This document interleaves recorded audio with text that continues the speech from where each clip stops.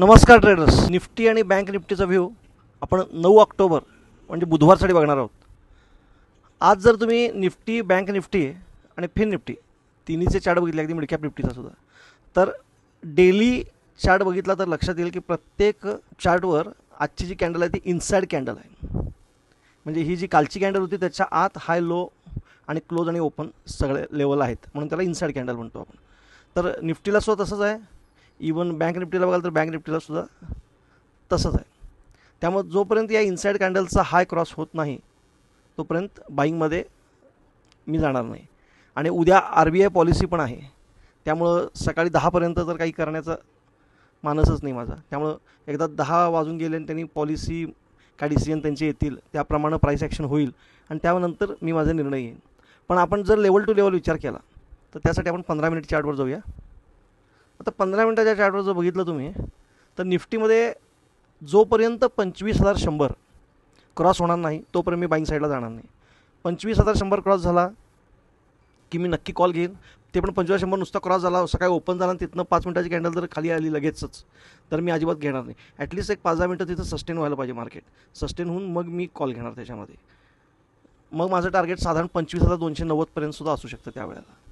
जर 25,100च्या वर व्यवस्थित मार्केट टिकलं तर एक साधारण 40 पॉईंटचा स्टॉप लॉस टाकणार मी आणि 25,290 टार्गेट घेण्याचा प्रयत्न करणार. तेव्हा 25,100 ही लेवल अतिशय इम्पॉर्टंट आहे.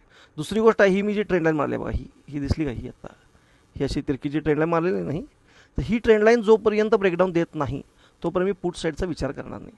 किती ठिकाणी सपोर्ट घेतला आहे बघा त्या ट्रेंडलाईननं. हे बघा, इथं एक सपोर्ट घेतला आहे, या ठिकाणी एक दुसरा सपोर्ट घेतला आहे, पुन्हा इथं घेतला आहे, त्याच्यानंतर इथं घेतला आहे या ट्रेंडलाईननं सपोर्ट. तर हे जे 3 सपोर्ट दिसतात या ट्रेंडलाईनवर, 1, 2 आणि 3 इथं मी दाखवले जातात. त्यामुळे तिन्ही सपोर्ट घेतलेले आहेत. ही जर ट्रेंडलाईन इथनं ब्रेकडाऊन दिला ट्रेंडलाईननं अगदी 15 मिनिटाची कॅन्डल आणि याचा लो जर ब्रेक केला, याचा लो किती आहे 24,925, तर आणि त्याच्या खाली एक 5 मिनिटाची कॅन्डल सस्टेन झाली व्यवस्थित 925च्या खाली, तर मी नक्की पुट साईडला जाईन. आणि त्यावेळी माझं टार्गेट पुन्हा 24,750 पहिलं टार्गेट असेल 24,890च्या आसपास. तेही ब्रेक झालं 24,890 ते 24,880, तर पुढचं टार्गेट असेल 24,750. त्यामुळे हा डबल टॉप मग समजेन मी त्यावेळेला इथं केलेला आणि 25,045चा स्टॉप लॉस लावून 24,750च्या टार्गेटसाठी मी बसेन. त्यामुळे पुट साईडला जर याच्या खाली जोपर्यंत 925च्या खाली मार्केट जात नाही तोपर्यंत मी शक्यतो पुट साईडला बसणार नाही. आणि 25,100च्या वर गेल्याशिवाय मी कॉल साईडला बसणार नाही. जोपर्यंत याच्यामध्येच मार्केट कुठंतरी आहे तोपर्यंत मी ट्रेडच करणार नाही. ही माझी क्लिअर कट उद्यासाठीची भूमिका आहे. बँक निफ्टी जर बघाल तर मला जी इम्पॉर्टंट लेवल बँक निफ्टीमध्ये दिसते आहे ती म्हणजे 51,215. 51,215च्या वर जोपर्यंत मार्केट जाणार नाही तोपर्यंत मी कॉल घेणार नाही. 51,215 क्रॉस करून त्याच्यावर मार्केट सस्टेन राहिलं तर मी कॉल घेईन. त्यावेळी माझं पहिलं टार्गेट असेल हा परवाचा लागलेला आहे 51,490च्या आसपास. आणि जर 51,490 म्हणजे 51,500 क्रॉस करून जर मार्केट वर टिकलं तर 51,830पर्यंत सुद्धा माझं टार्गेट असू शकतं.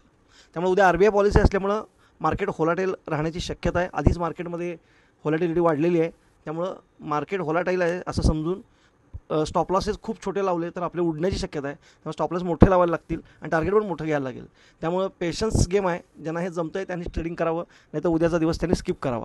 सगळ्यात शांत बसणं हे कधी पण चांगलं काय काय वेळेला. नो ट्रेडिंग डे केला तरी हरकत नाही, कारण उद्याचे कॅन्डल्स मोठ्या होऊ शकतात. बघा, म्हणजे तो तुमचा वैयक्तिक निर्णय आहे. मी तरी माझं डिसिजन असं 51,215 जोपर्यंत क्रॉस होणार नाही तोपर्यंत मी कॉल साईडला जाणार नाही. आणि पुट साईडला जोपर्यंत 50,850 इथं मी लेवल लिहिलेली आहे, ही लेवल जोपर्यंत ब्रेकडाऊन मिळत नाही या लेवलला तोपर्यंत मी पुट साईडला जाणार नाही. जर 50,850 ही लेवल ब्रेकडाऊन मिळाली तर त्यावेळी माझं टार्गेट पुन्हा एकदा 50,500 ते 50,300पर्यंत असू शकतात. अजून एक सूचना, मी सेबी रजिस्टर्ड ॲनालिस्ट नाही. मी हा व्हिडिओ फक्त एज्युकेशनल पर्पजसाठी बनवलेला आहे. त्यामुळे माझा हा व्हिडिओ बघून जर आपण एखादा ट्रेड घेतला आणि त्यात तुमचं नुकसान झालं किंवा फायदा झाला तर त्या ट्रेडला मी किंवा माझं चॅनल अजिबात जबाबदार असणार नाही. आपण आपली सतत विवेकबुद्धी जागृत ठेवावी किंवा आपल्या फायनान्शियल कन्सल्टंटशी संपर्क साधून मगच ट्रेड घ्यावा ही नम्र विनंती. धन्यवाद.